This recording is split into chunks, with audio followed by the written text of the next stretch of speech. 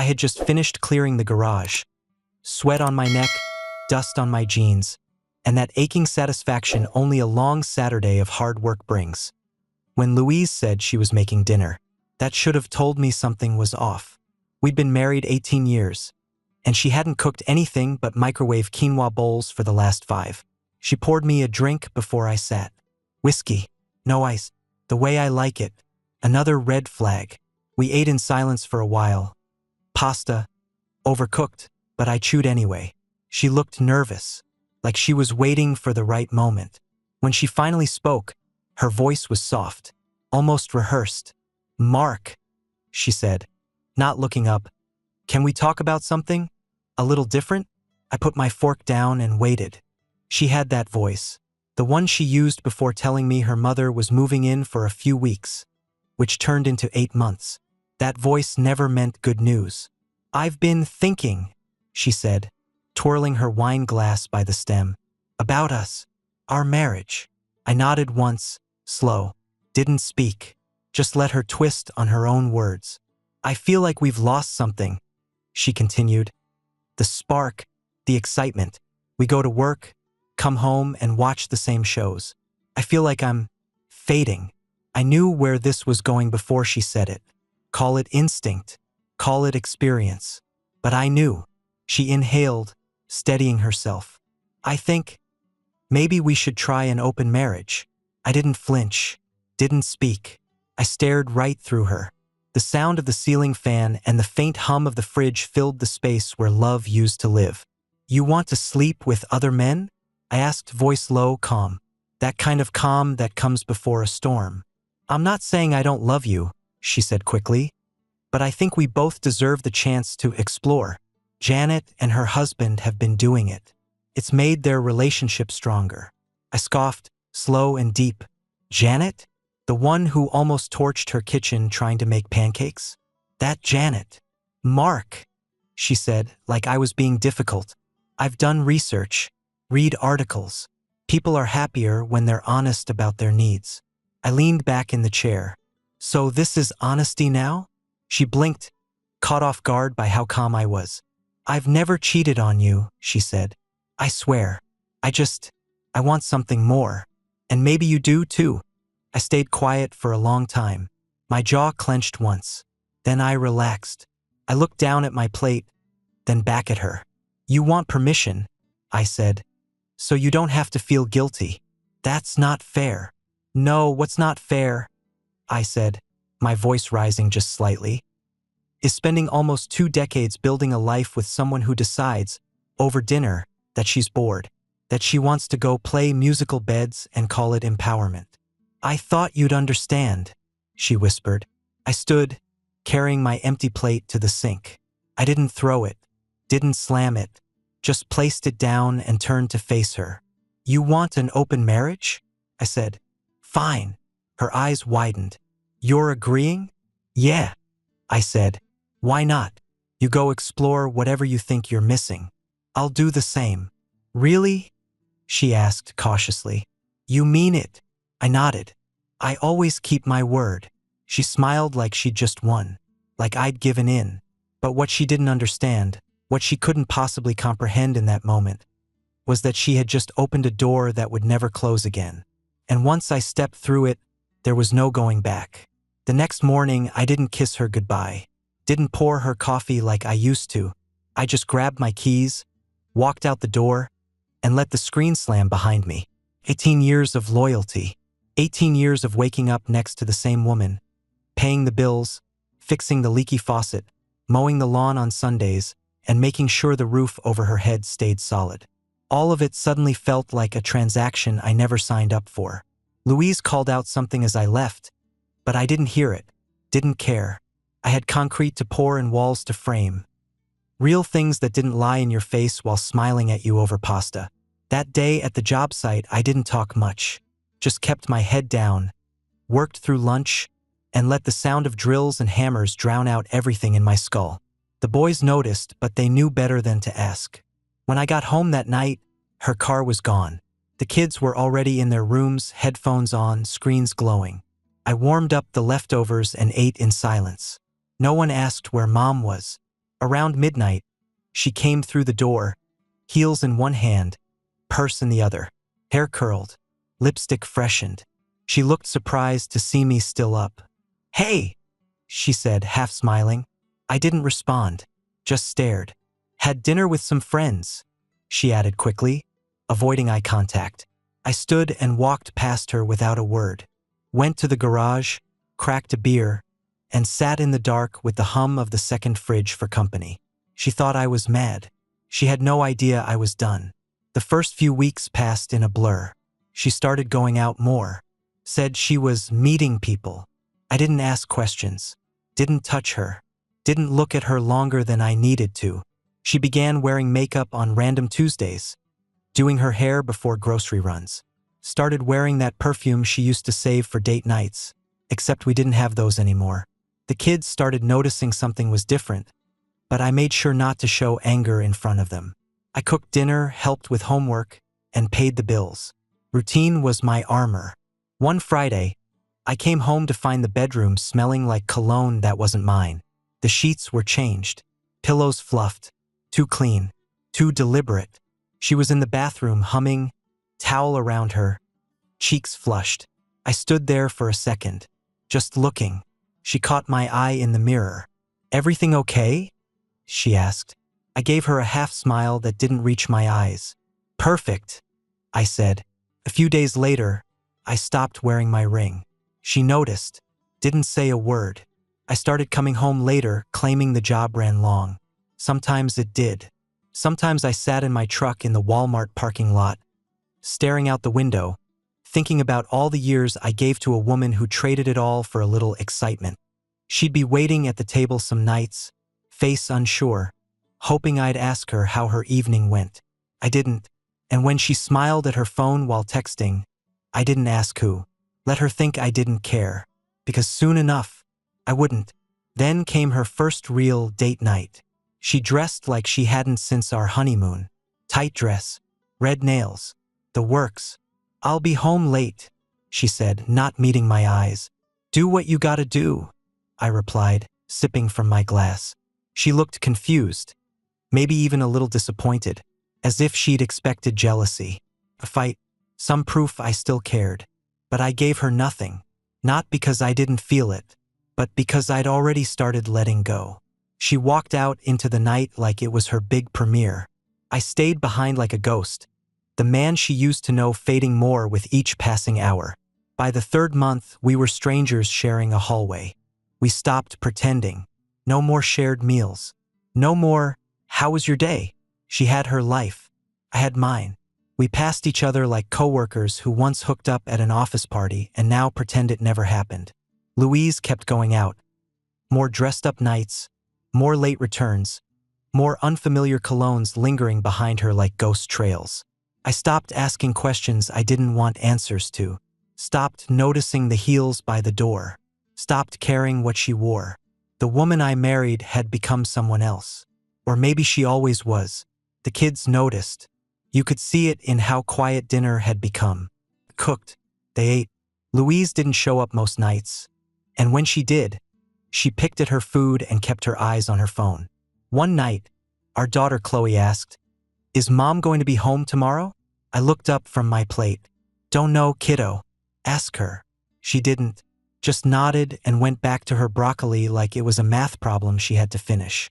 I started getting up earlier, jogging before work, hitting the punching bag in the garage until my knuckles burned. I stopped waiting for Louise to do laundry and started doing my own.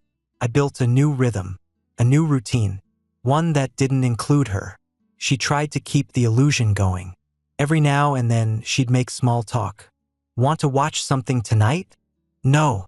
Or, "I picked up your favorite beer." "Already got mine." She stopped trying after a while, and I didn't miss it. She kept seeing that younger guy from work, though I didn't know. Saw him drop her off once. Sleek black car, low music, his hand lingering on her thigh before she got out. She looked around before walking in, but I was standing behind the curtain, watching. Didn't feel like rage, felt like confirmation. That night, I moved my things to the guest room. Didn't tell her, just did it. She didn't ask why. Didn't have to. Sometimes I caught her looking at me when she thought I wasn't paying attention, like she was searching for something.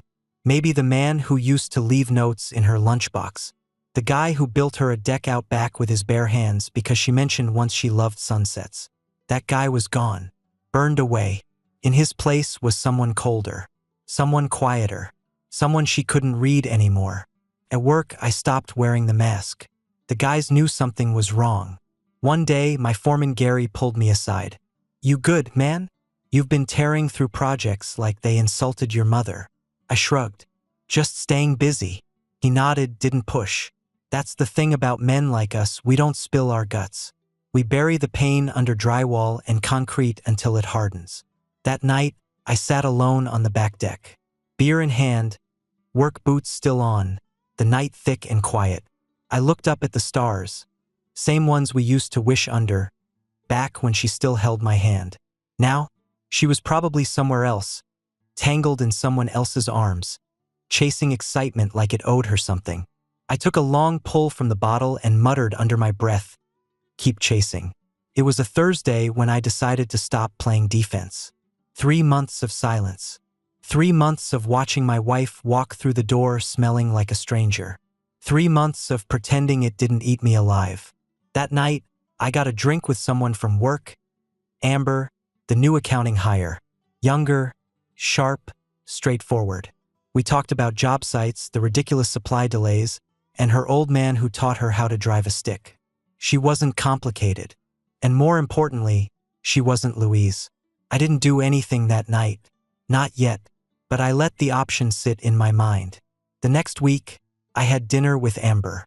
Public place. I laughed. Felt something crack open that I thought had been buried. When I came home, Louise was on the couch, scrolling her phone. She glanced up, suspicious. "You're late," she said. "Yeah," I replied, taking off my coat. "Had a date." I watched her face go pale, like the words hit her in the gut. She didn't say anything at first. Then she muttered, "You're seeing someone? You said it was open," I said, walking past her.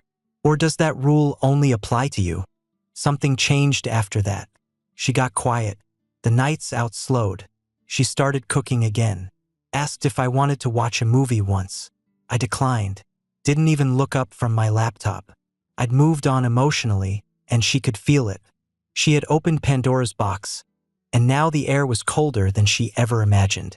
She started trying again, but it wasn't real. It was desperation. She'd see my texts light up and ask, "Are you going out again?" "Maybe," I'd say. Sometimes I did. Sometimes I didn't. But the point was, she no longer had control. That leash she thought she had around my neck? To cut it. One night, after the kids were asleep, she cornered me in the kitchen. Her tone was trembling, trying to sound strong. "I don't like this version of you," she said. I looked at her long and hard. "Then you should have thought about that before you changed the rules." "I didn't think you'd actually do it," she admitted. "I thought you'd just agree to keep the peace." "You wanted a man who'd roll over," I said. "And when I didn't, you ran. And now you're upset I didn't chase you." Tears welled in her eyes, but I didn't flinch. "I stayed for the kids," I said. "That's it. We're married on paper. But you're a stranger with my last name." She said nothing, just stood there, watching the man she used to know disappear for good. The next morning, she made pancakes, tried small talk at the table. The kids were confused, but polite. I was civil, cold, controlled. Louise kept stealing glances, like she was trying to piece together the puzzle she shattered. She didn't realize I wasn't trying to hurt her. I was simply done trying to protect her. The divorce papers were thick, official, and cold, just like our marriage had become. I dropped them on the kitchen counter one Monday morning before work. Didn't say a word. Just set them down beside her coffee mug and walked out the door. No drama. No yelling. No begging for closure. When I got home that night, they were still sitting there. Unopened. She was on the couch, knees tucked up, wearing that same old college sweatshirt like it still meant something. She looked up at me, eyes red, lips tight. "You're serious?" she asked, voice trembling. I nodded. Should have known that when I stopped fighting. She opened her mouth, then closed it again. For a woman who used to always have something to say, some opinion, some clever comeback, she was quiet for once. That silence was louder than any scream. The kids didn't ask questions right away, but they felt it. You can't hide that kind of rupture. Chloe got quieter. Mason kept retreating into video games. I didn't blame them. I just kept showing up, making breakfast, signing permission slips, coaching Mason's little league team like I always did. But Louise? She started fading from their day-to-day. Late nights turned into empty chairs at the dinner table. At first, she thought she could still charm her way back in. Surprise snacks for the kids. Soft smiles. Little touches on my arm. I didn't bite. I wasn't angry anymore. I was free. A week after I filed, she tried to talk. Really talk. "Mark, I think we should consider counseling," she said one night, standing in the doorway of the guest room.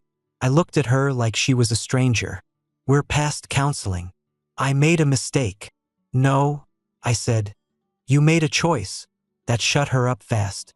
She stared at me, tears starting to gather. "I didn't think you'd stop loving me." I stood slowly, stepped forward so we were nearly face to face. "I didn't stop," I said, voice low and calm.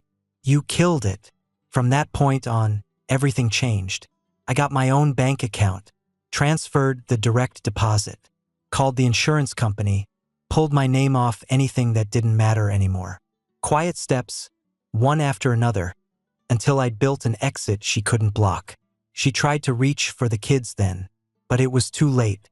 One night, Chloe asked, "Is Mom really moving out?" I nodded. "She is." She didn't cry, just looked down at her plate. "She said it's my fault," she whispered. I set my fork down. "That's not true. None of this is your fault, kiddo. Grown-ups mess things up all on their own." She nodded, biting her lip.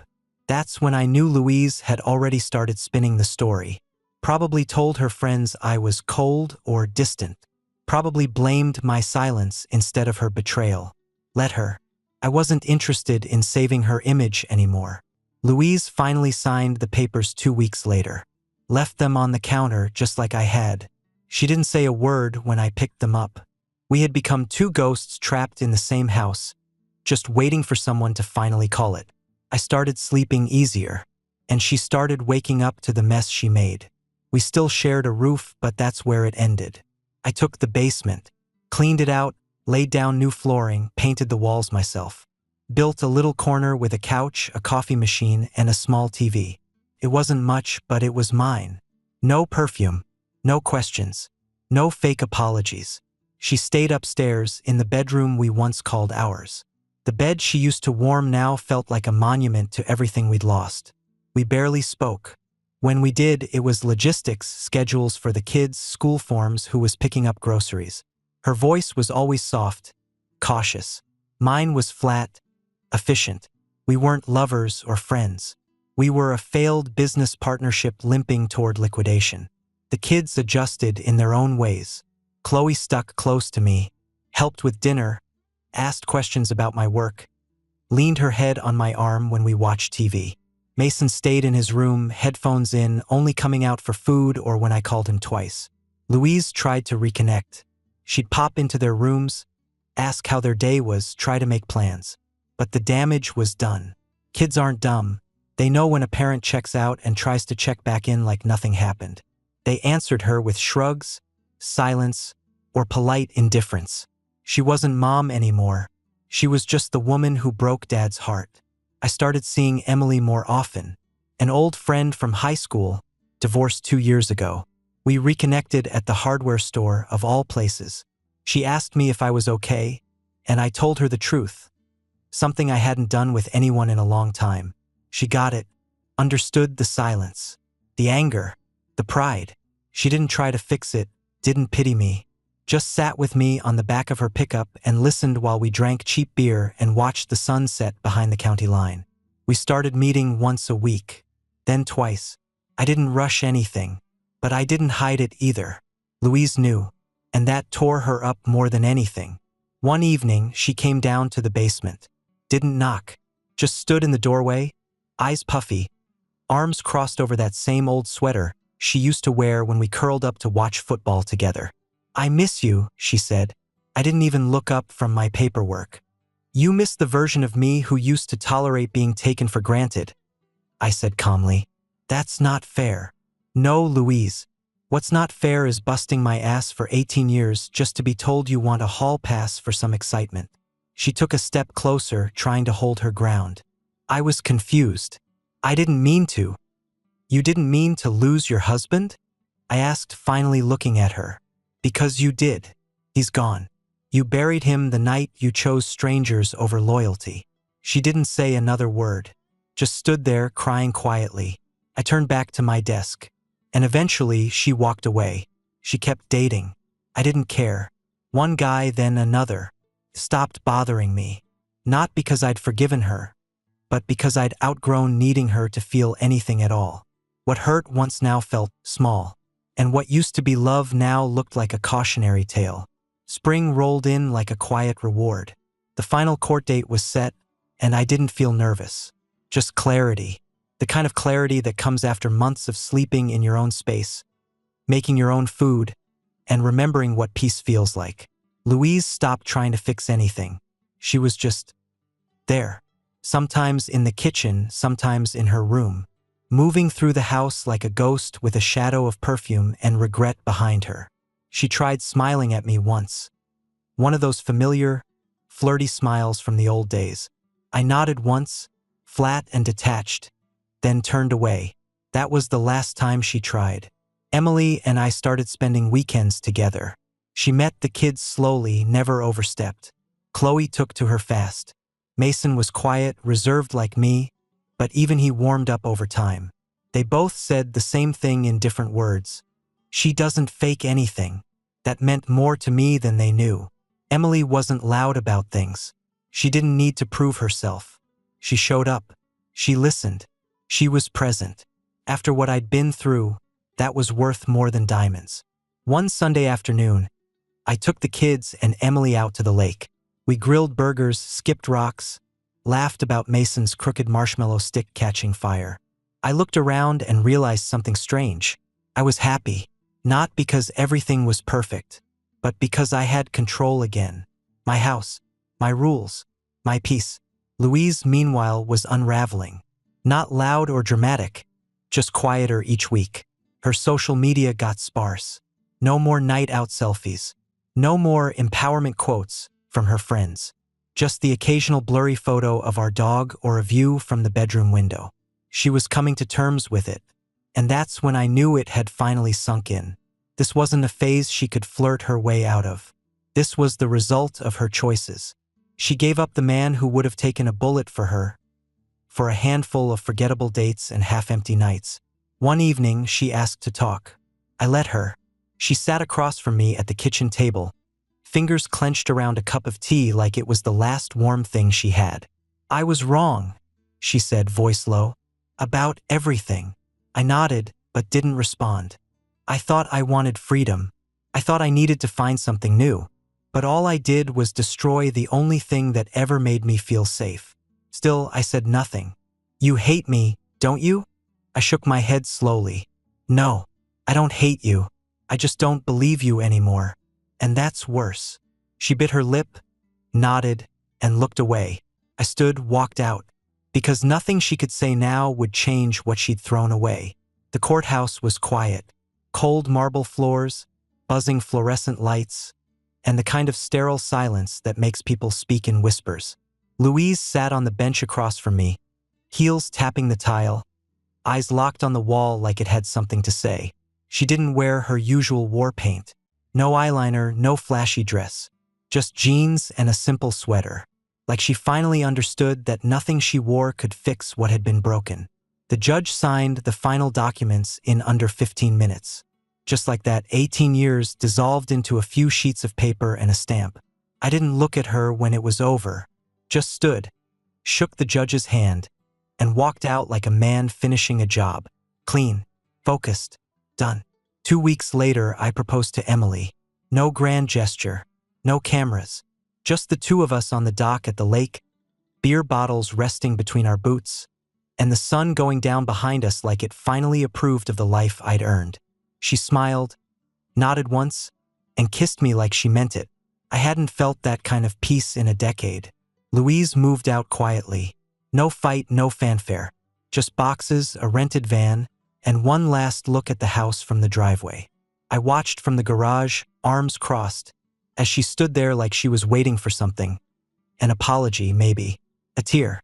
A final crack in the armor. But there was nothing left in me to give her. She got in the van and drove off. That was the last time I saw her in person. The kids adjusted better than I expected. Chloe started calling Emily M. and insisted on helping her bake cookies every Sunday. Mason asked if we could convert the guest room into a game room, and for the first time in months, I saw him smile without a screen in his hand. Emily didn't try to be their mom. She just showed up. That was enough. Louise called once around Christmas, asked if she could see the kids on New Year's Eve. I said yes, not for her but for them. They deserved both parents, even if one had forgotten that when it counted. She picked them up, brought them back the next morning. They were quiet, polite, said they had fun, but I could tell it wasn't the same. After they went to their rooms, Chloe came back down. She cried a lot, she said. I nodded. She's got her own stuff to deal with. Do you think she regrets it? I looked at my daughter and gave her the truth. She regrets losing, but I don't think she ever understood what she had to begin with. Sometimes I still catch myself thinking back to those early years, when Louise and I were young, broke, full of plans and late-night pizza in our first apartment. We were good once, real good, but good people don't stay good when they get bored and selfish. They test your love until it breaks, then act shocked when you stop trying. She wanted space. She got emptiness. She wanted freedom. She got isolated. She wanted excitement. And she got a front-row seat to a life she no longer belongs to. Now, I sit on the porch most evenings, Emily beside me, the dog asleep at our feet. We talk or we don't. Sometimes peace is loud in its own way. I didn't just survive the storm. I rebuilt the damn house after it passed. And this time, I'm the one holding the blueprints.